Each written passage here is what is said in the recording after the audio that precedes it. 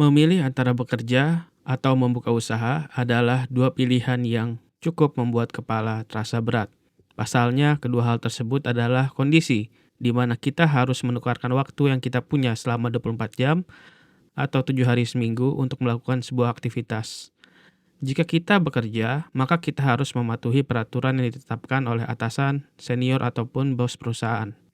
Kita masuk jam berapa, keluar kantor jam berapa, apa yang kita harus lakukan, dan gaji kita berapa, sudah dapat kita ketahui pada saat kita mulai bekerja.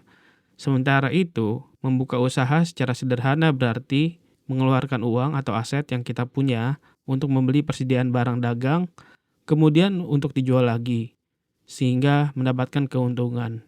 Terdapat resiko-resiko maupun kelebihan kekurangan dari kedua opsi tersebut.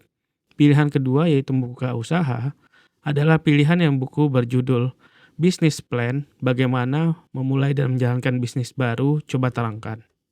Buku ini dikarang pada tahun 2016 oleh Yudi Pramudiana dan rekan-rekan.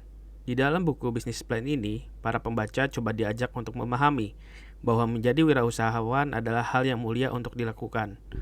Wirausahawan membuka lapangan pekerjaan dan merekrut orang agar bisa bekerja dan mengurangi angka pengangguran.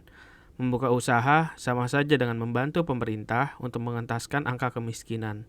Namun, di balik semua hal positif itu, kita tidak bisa membuka usaha secara langsung atau tiba-tiba. Perlu persiapan yang matang agar uang yang kita keluarkan tidak begitu saja menguap ataupun habis. Persiapan-persiapan yang matang diperlukan sehingga sebuah usaha atau bisnis menjadi layak dikatakan sukses. Dalam membuka suatu bisnis, langkah pasti paling pertama dilakukan adalah memiliki ide. Ide bisnis adalah sebuah hasil pemikiran, kemudian dituangkan dalam wujud nama bidang industri apa yang akan dimasuki oleh wirausahawan. Contohnya seorang mahasiswa yang baru lulus wisuda jurusan ilmu tata boga bernama Lulu. Setelah lulus, Lulu memiliki ide untuk membuka sebuah restoran steak kaki lima di dekat rumahnya. Namun, oleh karena baru lulus, Lulu tidak memiliki modal yang cukup sehingga ia melamar menjadi seorang cook helper di sebuah restoran hotel. Ini berarti memiliki ide bisnis saja tidaklah cukup untuk membuka usaha yang sifatnya sustainable. Apabila ingin menekuni bidang kewirausahaan, ide bisnis perlu dituangkan dalam tulisan yang bernama business plan atau rencana bisnis. Ide dari sebuah bisnis seringkali tidak bisa didapatkan dari diri sendiri. Pertama, ide bisnis bisa muncul dari orang lain, yakni bisa dari feedback customer kepada bisnis yang sudah ada. Misalkan, bisnis steak kaki lima yang dipikirkan oleh Lulu adalah hasil pengamatannya, sebab melihat harga steak matang yang sudah ada dijual oleh restoran-restoran terlalu mahal bagi konsumen. Selain itu, ide bisnis juga bisa datang dari kelemahan bisnis yang sudah berjalan. Seperti sekarang contohnya marketplace seperti Shopee, Tokopedia, dan Lazada adalah hasil buah pikir dari bisnis konvensional yang memerlukan upgrade pelayanan bisnis yang bisa diakses dari handphone ataupun komputer. Pembeli yang awalnya harus datang ke sebuah pasar atau toko tradisional sekarang bisa memesan online dan barang bisa datang langsung ke rumah tanpa harus keluar rumah. Setelah menulis ide bisnis, langkah selanjutnya adalah mengembangkan ide bisnis tersebut dan menyeleksinya. Anggap saja bisnis steak kaki lima oleh Lulu akan dimulai. Maka dari itu, Lulu harus memikirkan faktor-faktor penentu kesuksesan ide bisnis seperti jenis daging steak apa saja yang ditawarkan, bagaimana cara memasaknya, apa saja bumbunya, dan memperkirakan pelanggan seperti apa yang akan datang.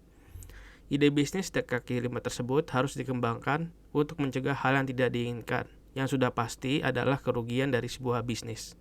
Sebuah bisnis plan juga ditulis dengan mempertimbangkan hal-hal sebagai berikut yang dibahas oleh buku ini.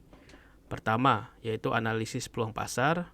Kemudian, kedua, merumuskan modal produksi. Ketiga, merumuskan layanan yang diberikan. Keempat, memperkirakan siklus lingkaran dari sebuah bisnis. Kelima, mengestimasikan kebutuhan karyawan dan lokasi tempat bisnis. Keenam, mempersiapkan izin dan legalitas suatu bisnis. Dan terakhir, exit strategi atau jalan keluar bagi pemilik usaha apabila bisnis dikatakan merugi atau gagal di tengah jalan. Saya merekomendasikan buku ini untuk dibaca sebagai paduan dasar dan pengisi waktu luang juga sembari memperkaya informasi yang ada di kepala. Mempersiapkan bisnis sebelum melakukan eksekusi adalah suatu langkah yang terbaik, sebab kita dapat mengkalkulasikan apakah sebuah bisnis akan berhasil atau gagal. terlepas dari faktor penentu kesuksesan pertama yaitu yang di atas, yang Maha Kuasa. Membaca buku ini juga bermanfaat untuk membuka wawasan kita dalam membentuk peta konsep kewirausahaan. Di akhir buku ini dijelaskan studi kasus pembuatan bisnis real di lapangan sehingga membuat pembacanya nggak buta-buta amat dalam membuka bisnis. Yang agak kurang menurut saya pribadi dari buku ini adalah pada studi kasus.